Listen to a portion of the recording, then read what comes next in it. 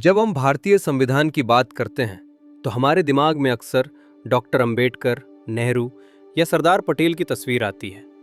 लेकिन क्या आप जानते हैं कि उस हॉल में सिर्फ पुरुष नहीं थे? भारत के संविधान को आकार देने में महिलाओं ने भी कंधे से कंधा मिलाकर काम किया था। आज के इस वीडियो में हम उन्हीं महिलाओं में से 15 महिलाओं के बारे में बात करेंगे और उनके योगदान को जानने की कोशिश करेंगे। सबसे पहले बात करते हैं अम्मू स्वामीनाथन की। ये मद्रास निर्वाचन क्षेत्र से चुनी गई थी। इनका मानना था कि संविधान इतना सरल होना चाहिए कि एक आम आदमी भी उसे अपनी जेब में रख सके, मतलब आसानी से समझ सके। उन्होंने महिलाओं के लिए अलग से आरक्षण या रियायतों का विरोध किया था।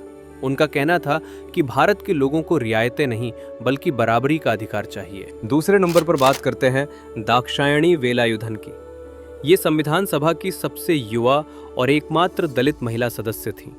कोचीन की रहने वाली दाक्षायणी अपने समाज की पहली ग्रेजुएट महिला थी।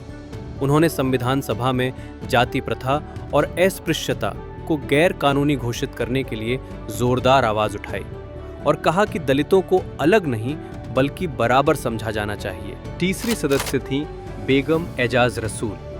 ये संविधान सभा की एकमात्र मुस्लिम महिला सदस्य थी।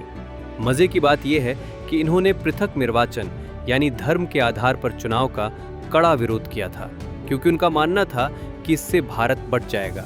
वे भारत के धर्मनिरपेक्ष ढांचे की मजबूत समर्थक थीं। चौथी है दुर्गाबाई देशमुख। इन्हें आयरन लेडी भी कहा जा सकता है। ये एक वकील थीं और मद्रास से आई थीं। उन्होंने संविधान सभा में न्यायपालिका की स्वतंत्रता और महिलाओं के संपत्ति अधिकारों पर बहुत जोर दिया। बाद में उन्होंने ही केंद्रीय समाज कल्याण बोर्ड CSWB की स्थापना की थी। वे संविधान सभा के पैनल ऑफ चेयरमैन यानी सभापति तालिका में शामिल होने वाली एकमात्र महिला थीं। पांचवी है हंसा मेहता। बड़ौदा की रहने वाली हंसा जी संयुक्त राष्ट्र में मानव अधिकार घोषणा पत्र यानी ह्यूमन राइट्स डिक्लेरेशन में all man are born free को बदलकर ऑल ह्यूमन बीइंग्स करवाने के लिए प्रसिद्ध हैं। 15 अगस्त 1947 की आधी रात को संविधान सभा में राष्ट्रीय ध्वज उन्होंने ही प्रस्तुत किया था। छठी सदस्य थीं कमला चौधरी। ये लखनऊ के एक संपन्न परिवार से थीं, लेकिन गांधी जी के आह्वान पर स्वतंत्रता संग्राम में कूद पड़ी। वे केवल एक नेता ही नहीं बल्कि एक प्रसिद्ध साहित्यकार भी थीं, जो अपनी कहानियों के जरिए समाज की असलियत लिखती थीं। संविधान सभा में आने से पहले वे सविनय अवज्ञा आंदोलन के दौरान कई बार जेल भी गईं। उन्होंने महिलाओं की शिक्षा पर बहुत काम किया। सातवीं है लीला रॉय। ये बंगाल से थी और नेताजी सुभाष चंद्र बोस की बहुत करीबी सहयोगी थी। लीला रॉय ने ढाका में दीपाली संघ की स्थापना की थी, जो महिलाओं को शिक्षित करने और आत्मरक्षा सिखाने के लिए प्रसिद्ध था। वे संविधान सभा की उन सदस्यों में से थीं जिन्होंने भारत के विभाजन का विरोध करते हुए अपना इस्तीफा तक दे दिया था। आठवीं है मालती चौधरी। उड़ीसा के लोग इन्हें प्यार से नुमा कहते थे। गांधी जी ने इनकी तेज तर्रार काम करने की शैली देखकर इन्हें तूफानी नाम दिया था। संविधान सभा में उन्होंने आदिवासी लोगों और किसानों के अधिकारों के लिए सबसे ज्यादा आवाज उठाई। 9वीं सदस्य थीं पूर्णिमा बनर्जी। ये अरुणा आसफ अली की छोटी बहन थी। इलाहाबाद प्रयागराज से आने वाली पूर्णिमा जी ने सत्याग्रह में बहुत यातनाएं झेली थीं। जब संविधान सभा पूरी हुई तो जन गण मन का सामूहिक गायन इन्हीं के नेतृत्व में हुआ था। 10वीं है राजकुमारी अमृत कौर। ये कपूरथला के शाही परिवार से थीं, लेकिन अपना पूरा जीवन देश सेवा में लगा दिया।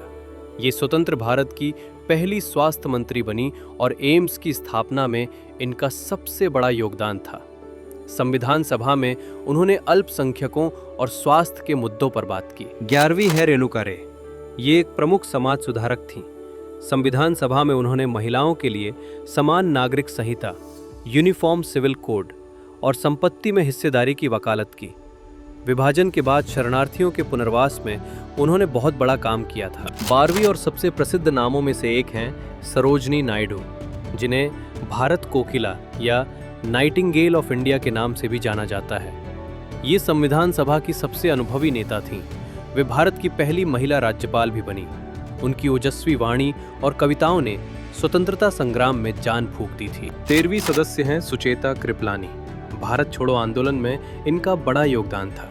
14 अगस्त 1947 की रात को जब देश आज़ाद हो रहा था, तब संविधान सभा के सत्र की शुरुआत इन्हीं के द्वारा गाए गए वंदे मातरम से हुई थी। आगे चलकर ये उत्तर प्रदेश की पहली महिला मुख्यमंत्री बनी। 14वीं हैं विजय लक्ष्मी पंडित। पंडित नेहरू की बहन विजय लक्ष्मी पंडित अंतर्राष्ट्रीय स्तर पर भारत का चेहरा थी। वे संयुक्त राष्ट्र महासभा यूएन जनरल असेंबली की अध्यक्ष बनने वाली दुनिया की पहली महिला थी। संविधान सभा में उन्होंने मानवाधिकारों पर अपने विचार रखे थे। और 15वीं सदस्य थीं एनी मस्करीन। ये त्रावणकोर केरल से थीं। ये एक निडर स्वतंत्रता सेनानी थीं। संविधान सभा में उन्होंने संघीय ढांचे, फेडरल स्ट्रक्चर और राज्यों के अधिकारों पर महत्वपूर्ण बहस की। बाद में वे लोकसभा के लिए एक निर्दलीय सांसद के रूप में भी चुनी गईं। तो दोस्तों, ये थीं वो 15 महिलाएं जिन्होंने हमारे संविधान को बनाने के लिए अपनी महत्वपूर्ण भूमिका अदा की थी। भले ही इनके बारे में कम कहा या सुना जाता है, मगर इतिहास में इनका योगदान सराहनीय है, जिसे कभी भी भुलाया नहीं जा सकता। अगर आपको ये जानकारी अच्छी लगी तो वीडियो को लाइक करें और कमेंट में बताएं कि इनमें से किस महिला की कहानी आपको सबसे ज़्यादा प्रेरित करती है। चैनल को सब्सक्राइब ज़रूर करें। जय हिंद।